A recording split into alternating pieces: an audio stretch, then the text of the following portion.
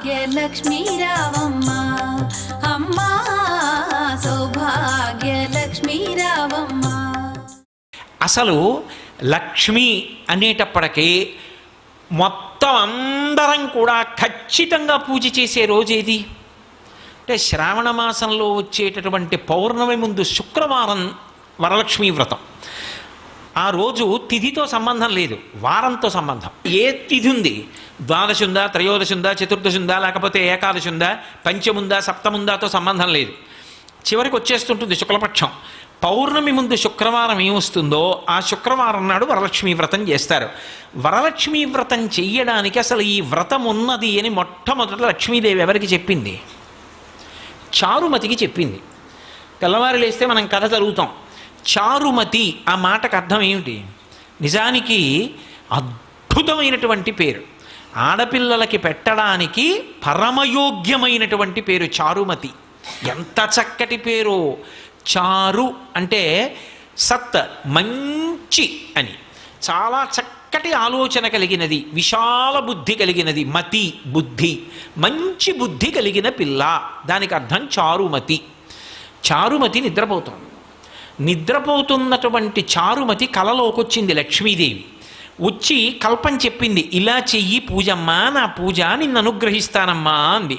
ఎందుకు చెప్పింది అంటే వ్యాసుల వారు పురాణంలో కొన్ని విషయాలు చెప్పారు. చారుమతినే ఆవిడ ఎందుకు ఎంచుకుంది అంటే ఆవిడ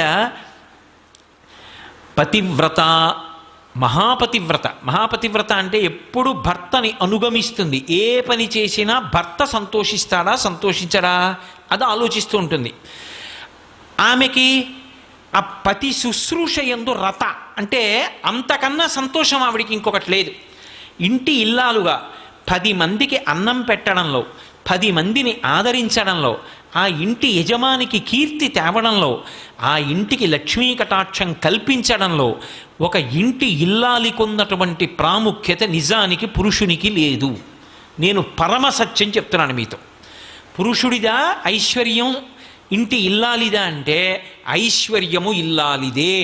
అసలు నిజానికి వాళ్ళకి వేసినంత పెద్దపీట పురుషుడికి శాస్త్రం వెయ్యలేదు. ఎందుచేత అంటే నా ఇంటికి ఒక అతిథి వచ్చాడు అనుకోండి, నా ఇంటికి అతిథి వస్తే ఆ అతిథి కడుపు నిండా అన్నం తిని వెళ్ళాడన్న తృప్తి నాకు దేని చేత కలుగుతుంది? నా పత్ని సంతోషంగా అన్నం వండి 4 పదార్థాలు చేసి వచ్చిన వాళ్ళకి కొసరి వడ్డించి కడుపు నిండా పెడితే ఆయన 4 మాటలు త్రేయించాడు అనుకోండి, ఆ త్రేణుపులు ఉన్నాయా అని వింటూ ఉంటాట పూజామందిరంలోంచి ఈశ్వరుడు. నన్ను నమ్ముకున్నవాడొకడు ఈ ఇంట్లో కూర్చుని త్రేయించాడు, కాళ్ళు కడుక్కుని చేతులు కడుక్కుని వెళ్ళాడు. ఆయన త్రేడుపు వినపడింది, దాన్ని లెక్కలోకి తీసుకుంటాట ఐశ్వర్యాన్ని నిలబెట్టడానికి. అటువంటి లక్షణములు కలిగినది చారుమతి. కాబట్టి చారుమతికి లక్ష్మీదేవి కలలో కనపడింది. అమ్మా, నువ్వు పతి శుశ్రూష చేయడంలో రమించిపోయేటటువంటి లక్షణం ఉన్నదానివి. పైగా ఆయన పూజలో పక్కనే అనుగమిస్తుంది.